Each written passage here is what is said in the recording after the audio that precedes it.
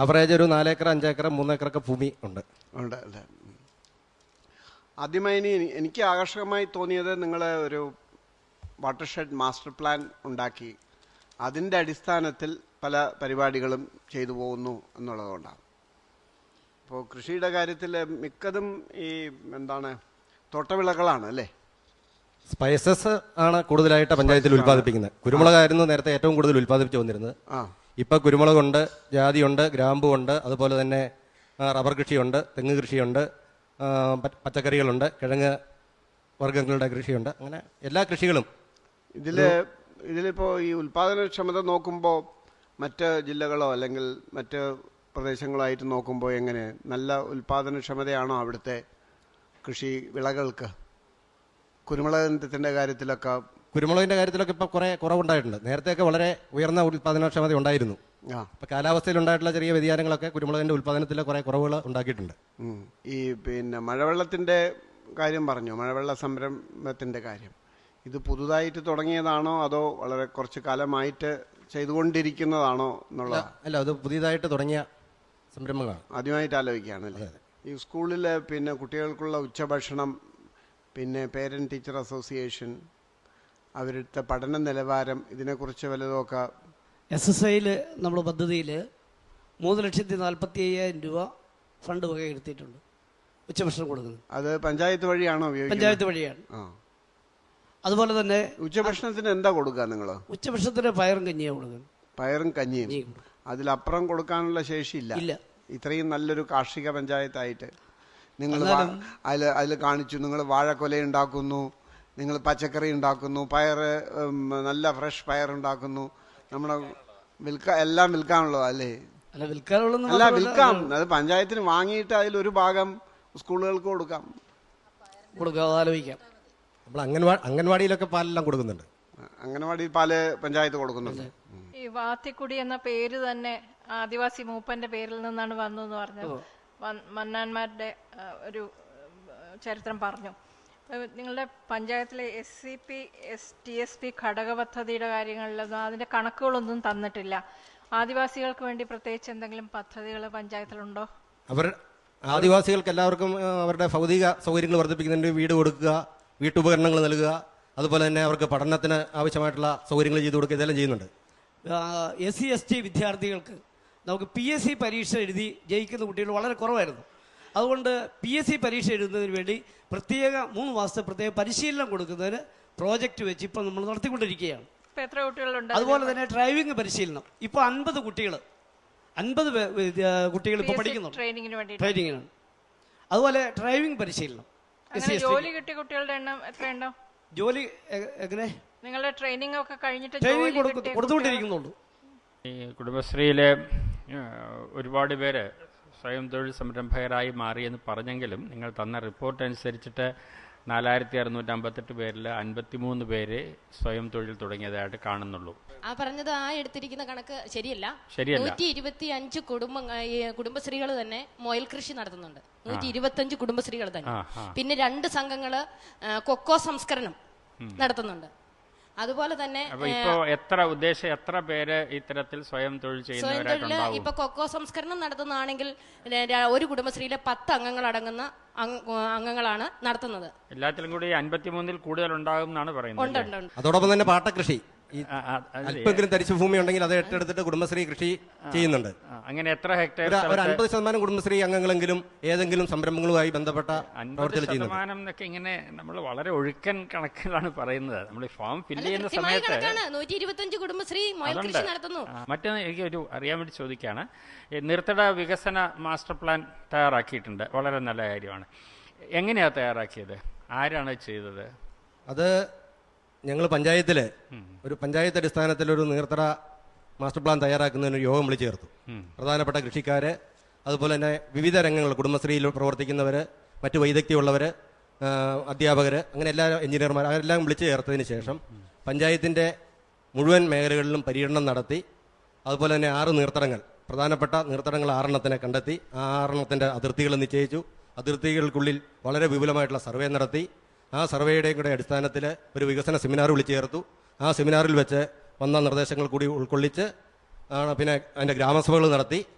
നീർത്തറ ഗ്രാമസഭകൾ നടത്തി അതിനുശേഷം വികസന സെമിനാർ നടത്തി അതിൽ വെച്ചാണ് രൂപീകരിച്ചത്. അപ്പോൾ ഇതിന് വേണ്ട സാങ്കേതിക വൈദഗ്ധ്യം നിങ്ങളുടെ കൃഷി ഓഫീസറെല്ലാം കൂടെ തന്നെ ഇല്ല തന്നെയായിരുന്നോ? ലാൻഡ് യൂസേഴ്സ് ബോർഡും അതുപോലെ തന്നെ സീഡ് എന്ന് പറയുന്ന വയനാട്ടിൽ പ്രവർത്തിക്കുന്ന ഒരു ഏജൻസിയുടെ സഹായം കൂടി ഉപയോഗപ്പെടുത്തിക്കൊണ്ടാണ്. അതുപോലെ സോയിൽ കൺസർവേഷന്റെ സോയിൽ കൺസർവേഷൻ ഡിപ്പാർട്ട്മെന്റ്. നിങ്ങൾ അവിടെ ഒരു ITC പഞ്ചായത്തിന്റെ മുൻകൈയിൽ നടത്തുന്നു എന്നറിഞ്ഞു വളരെ സന്തോഷം. ഇവിടെ എല്ലാവരും എഞ്ചിനീയറിംഗ് കോളേജാണ് തുടങ്ങുന്നത്.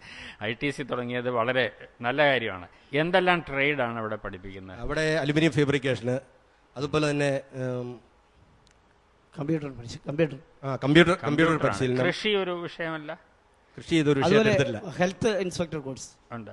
അവിടെ വൊക്കേഷണൽ ഹയർ സെക്കൻഡറി സ്കൂളുണ്ടോ?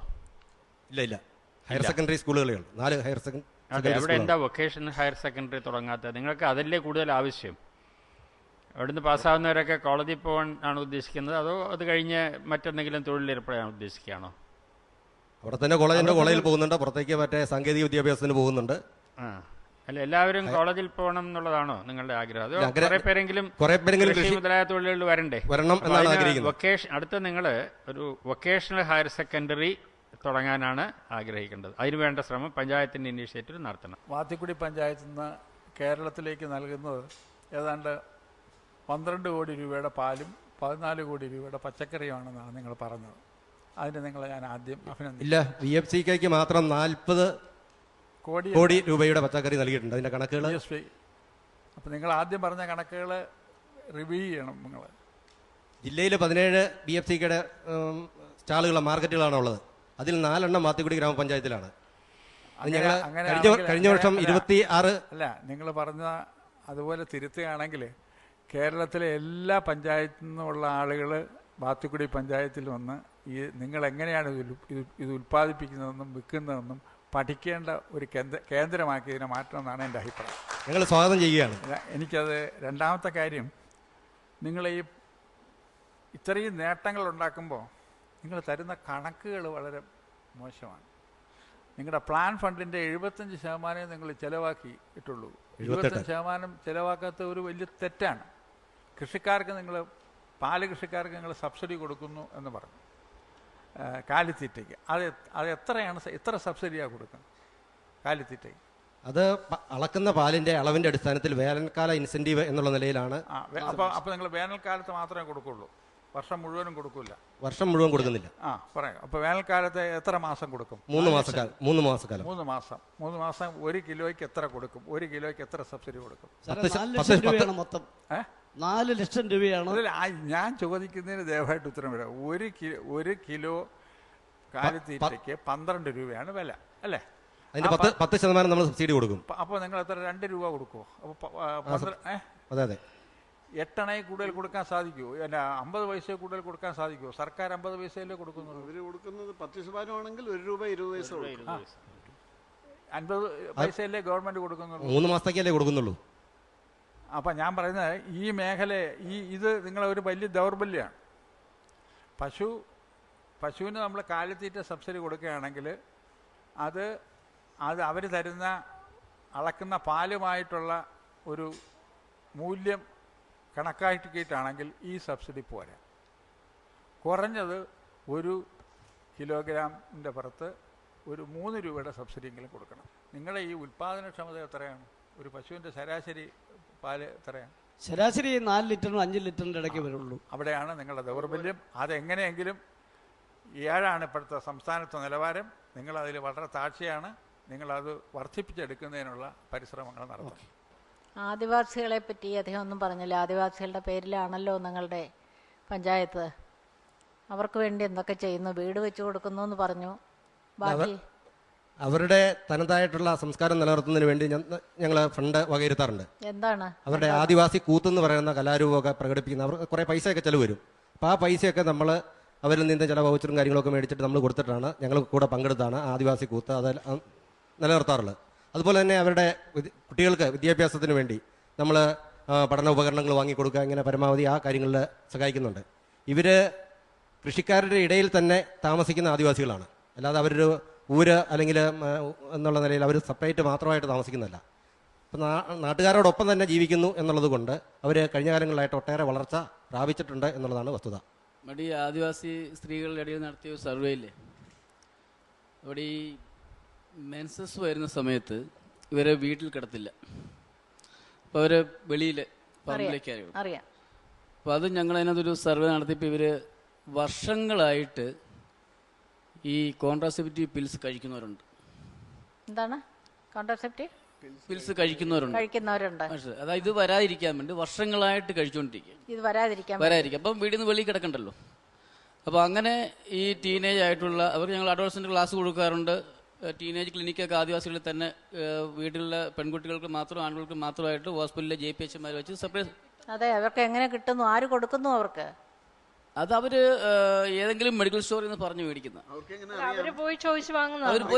കാര്യം ഒരു കാരണവശാലും സർക്കാർ ഹോസ്പിറ്റലിലാണെന്ന് നമ്മൾ എഴുതി കൊടുക്കാറില്ല. ഞാനൊന്ന് പറയട്ടെ, അവര് പുറത്ത് പോയി കിടക്കാൻ വയ്യാത്തതുകൊണ്ടാണെന്ന് പറയുന്നതിൽ എനിക്ക് വിശ്വാസമില്ല. അതൊക്കെ അവരുടെ നൂറ്റാണ്ടുകളായിട്ട് നിൽക്കുന്ന അവര് തന്നെ ഇങ്ങോട്ട് പറഞ്ഞിട്ടുണ്ട്. അല്ല, അവരതേ പറയുള്ളൂ. അവർക്ക് മറ്റു തരത്തിൽ പൈസ ഉണ്ടാക്കുന്നുണ്ട്, അതിനുവേണ്ടി ഗർഭിണികളാകാതിരിക്കാൻ വേണ്ടി ഉപയോഗിക്കുന്നു, തുറന്നു പറയുക. അത് നമ്മളുടെ ഈ ഗ്രൂപ്പിൽ പറയുന്നതിന് കുഴപ്പമൊന്നുമില്ല. അവർക്ക് നമ്മൾ പ്രത്യേകം അവയർനെസ് ക്ലാസ്സുകൾ കൊടുക്കുന്നുണ്ട്. അതെ, അല്ലാതെ ഇങ്ങോട്ട് മാറ്റിക്കിടത്തുന്നതുകൊണ്ടാണെന്ന് ഞാൻ വിശ്വസിക്കത്തക്ക വിധത്തിലൊരു അത്ര ശുദ്ധഗതിക്കാരാവണ്ട നമ്മൾ. അല്ല, അവരുടെ ഭാഗത്ത് നമുക്ക് കിട്ടി. എന്തുകൊണ്ടാണ് നിങ്ങൾ വർഷങ്ങളായിട്ട് ഇങ്ങനെ കഴിക്കുന്നത്? മിക്കവാറും എന്തായാലും പിന്നെ കുറച്ച് കഴിയുമ്പോൾ ഒരു ക്യാൻസർ രോഗികളായിട്ടൊരു മാറും. യങ്ങായിട്ടുള്ളവരാണ്. അപ്പൊ അവര് തന്നെ പറഞ്ഞത്, ഡോക്ടർ അവരതേ പറയുള്ളൂ. പക്ഷെ നമ്മൾ അവരെ ചൂഷണം ചെയ്യുന്നു. നമ്മൾ വന്തവാസികൾ അവരുടെ സ്ഥലമായിരുന്നിടത്ത് പോയി, നമ്മൾ കുടിയേറ്റക്കാർ പോയി ആ സ്ഥലം പിടിച്ചടക്കി നമ്മുടേതാക്കി കഴിഞ്ഞതിന് ശേഷം അവരെ ഈ വിധത്തിൽ ചൂഷണം ചെയ്യുന്നതുകൊണ്ട് അവർ ഈ ഗുളികകൾക്കൊക്കെ അടിപ്പെട്ടിരിക്കുന്നു. അതാണ് സത്യം. എങ്ങനെ ഉണ്ടായിരുന്നു? സന്തോഷം തോന്നുന്നു. വളരെ സന്തോഷം തോന്നുന്നു.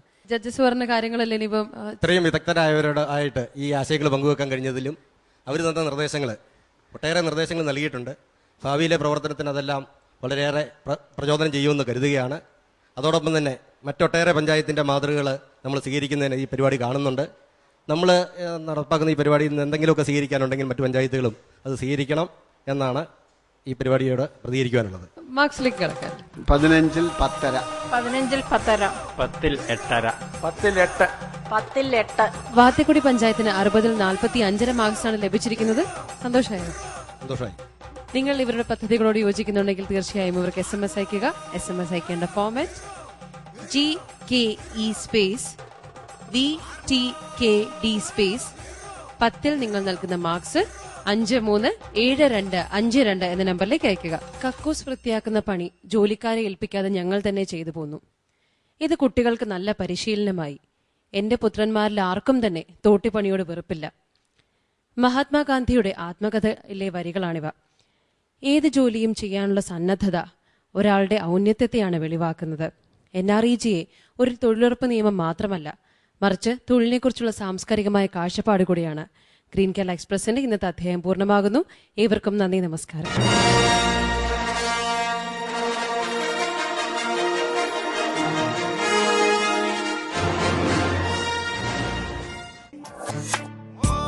ശുചിത്വ കേരളം, സുന്ദര കേരളം, ഗ്രീൻ കേരള എക്സ്പ്രസ് നിങ്ങൾക്കായി അവതരിപ്പിച്ചത് ശുചിത്വ മിഷൻ. എന്റെ കേരളം മാലിന്യമുക്തം.